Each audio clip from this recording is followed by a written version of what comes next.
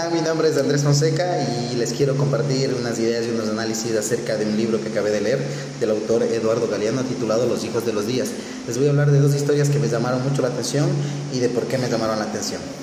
La historia del maracanazo y el gol de Maradona es una de las primeras historias que les voy a mencionar debido a que están mezclando dos de mis cosas favoritas, que son el fútbol y mi jugador favorito, que es Diego Armando Maradona. Pero antes de eso les voy a hablar y les voy a dar una pequeña introducción de quién es Eduardo Galeano. Eduardo Galeano, nacido en Montevideo, Uruguay en 1940, es uno de los escritores más reconocidos de América Latina.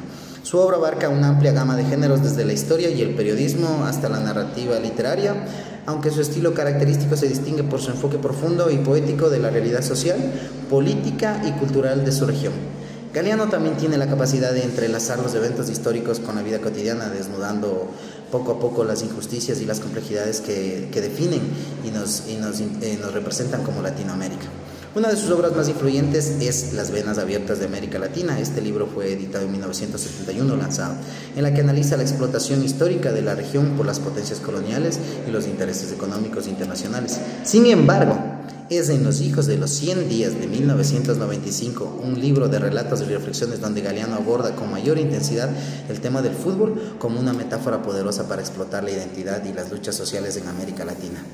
En este libro el fútbol no solo es un deporte, sino una plataforma de resistencia y manifestación cultural que refleja las tensiones políticas, los sueños, las derrotas de los pueblos latinoamericanos, sus ideales.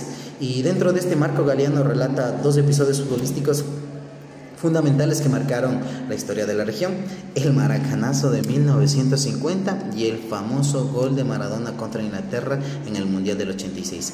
Ambos eventos, más allá de ser momentos deportivos, se convirtieron en símbolos de la historia, el poder, la identidad y la resistencia de los países involucrados.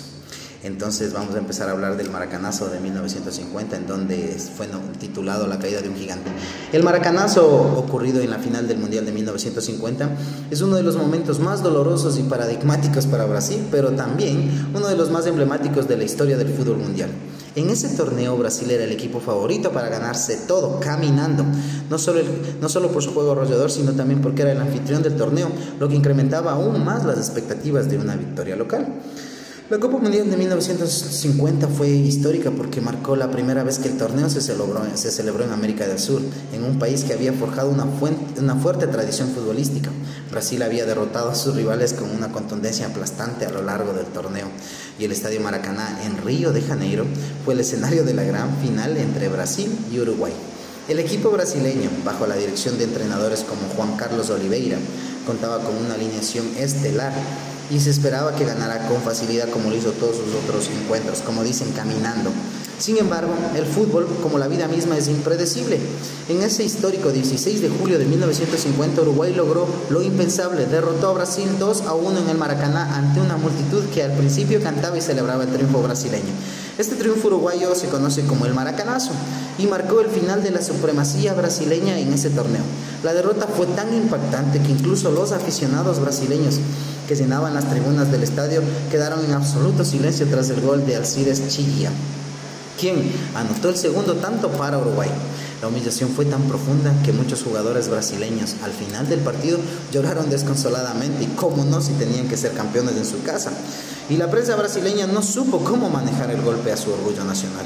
Lo que comenzó con una celebración de la grandeza de Brasil, como quien dice entraban ganando 2-0, terminó en una tragedia deportiva que aún resuena en la memoria colectiva del país. Galeano utiliza este evento no solo como una derrota deportiva, sino también como un símbolo de la fragilidad de las grandes expectativas populares y de cómo duele cuando estas expectativas son rotas. El maracanazo es más que un simple partido, representa la caída de un gigante, el golpe a la arrogancia que se había construido sobre una proyección de supremacía futbolística. En su análisis, Galeano reflexiona sobre cómo el fútbol, como fenómeno popular, se convierte en un espejo de las realidades sociales y políticas de un país pobre que tenía como única escapatoria el fútbol. Brasil, que había puesto su esperanza en la victoria para reafirmar su estatus en el continente y en el mundo, experimentó en esa derrota una pérdida de identidad colectiva. Para Galeano, el maracanazo refleja cómo las pasiones colectivas y las expectativas de una nación pueden estrellarse contra la dura realidad. Esta derrota, por tanto, no fue solo una cuestión deportiva, sino un duro recordatorio de las fragilidades humanas y las contradicciones sociales. Ahora les voy a hablar de algo que me parece espectacular y cómo fue la magia en sí. El gol de Maradona en el 86. Este se denominó la resistencia a través del fútbol. Más de 3 décadas después, el fútbol argentino vivía otro momento histórico igualmente complejo, pero con un contexto completamente diferente. El famoso gol de Diego Maradona contra Inglaterra en el Mundial de 1986 fue donde Maradona se convirtió en un ícono mundial del fútbol. No solo era conocido por su talento excepcional, sino también por su carga simbólica como representante de un pueblo que había sufrido muchas humillaciones, especialmente por parte de las potencias extranjeras. El partido entre Argentina e Inglaterra, jugado el 22 de junio de 1986 en la ciudad mexicana de la Ciudad de México, estaba cargado de tensiones, ya que solo 4 años antes Argentina y Reino Unido habían librado la guerra de las Malvinas, un conflicto bélico que dejó heridas profundas en la conciencia nacional argentina. La derrota en las Malvinas fue humillante para el pueblo argentino y la relación con Inglaterra estaba marcada por el resentimiento y el deseo de justicia. En este contexto, los 2 goles que Maradona marca en el partido contra Inglaterra se convirtieron en una forma simbólica de venganza y reivindicación.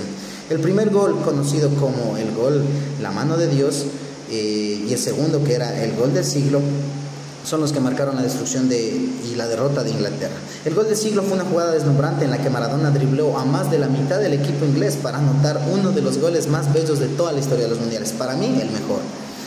El otro gol fue más controvertido porque fue el gol célebre que se denominó el gol de la mano de Dios, en el que Maradona utilizó su mano para marcar un gol que el árbitro no sancionó. Este gol, lejos de ser una simple trampa o error, se transformó en un acto de resistencia. Para Galeano, el gol de la mano de Dios no solo es una jugada astuta, sino un acto simbólico de desafío contra un poder extranjero. Un golpe al orgullo de Inglaterra y una reivindicación